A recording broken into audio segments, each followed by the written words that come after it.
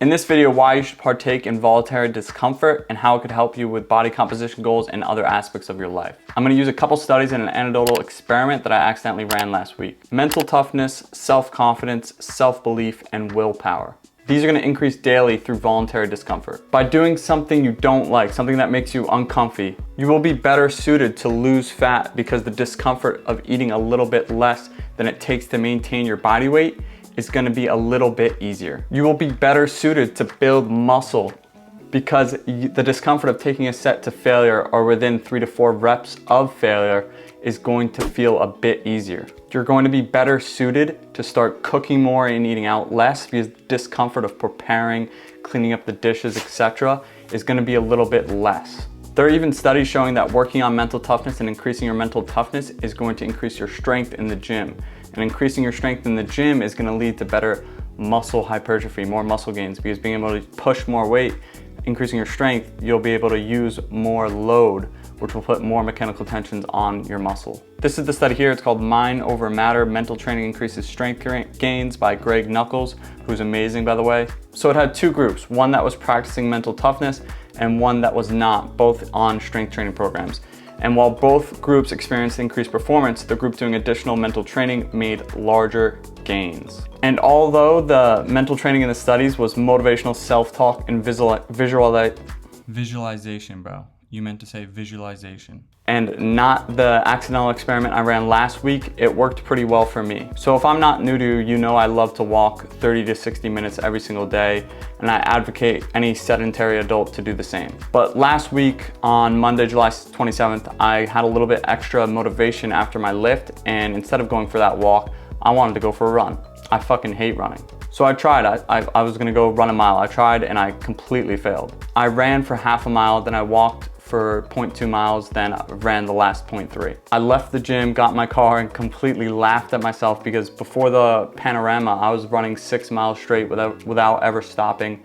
Maybe jogging would be considered to most people, but I'd be able to do it without stopping, 6 miles. That night, I felt totally defeated, didn't believe in myself, so I decided I'm gonna run every single day until I could run a mile straight. The next day, I went to the gym, got my lift in, and then after that, I ran a complete full mile, but only going 4 miles per hour, which is super slow. I forgot to take the time even. I was so dead after it. I just got off and went home. I completely forgot to even look at how fast I completed it in. The day after that, I did look at the time. I got it in 13 minutes. Now I had a time that I could beat and I can go after each day.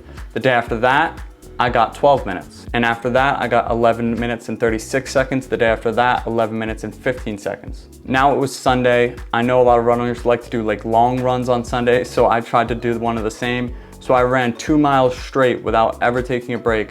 But again, I was only going 4 miles per hour. So now the next day, the 8th day, I got 10 minutes and 32 seconds. And then yesterday, day 9, I ran it in 10 minutes and 7 seconds. Every single one of these runs, when I got to 0.9 miles, right, I had a 1/10 of a mile left, I'd sprint that 1/10 and I'd go as fast as I possibly could, and I'd be so stoked that I finished the mile, so proud of myself. And then in the back of my mind, I'm thinking, bro, didn't your middle school self do this in half the time? Can't people older than you do this faster? Can't people younger than you do this faster? But it doesn't really matter. What matters is thinking I couldn't do it faster than I did it yesterday. There's no way I'll run through the cramps, burning sweat in my eyes, gasping for air. Or one day I remember I slept like shit and I was thinking there's no fucking way I run this faster. And each day I did run it faster. I ran through the cramps, the burning sweat in my eyes, being out of breath. Sleeping like shit didn't matter because I forced myself to do it. I forced myself to get faster and run it faster. This is what makes voluntary discomfort so valuable to me. It's the daily tangible proof that you can do hard, uncomfortable shit over and over and over again. I know eventually I'll hit a plateau and these numbers will stop coming in such large quantities, like I won't take off 15 seconds or 30 seconds at a time.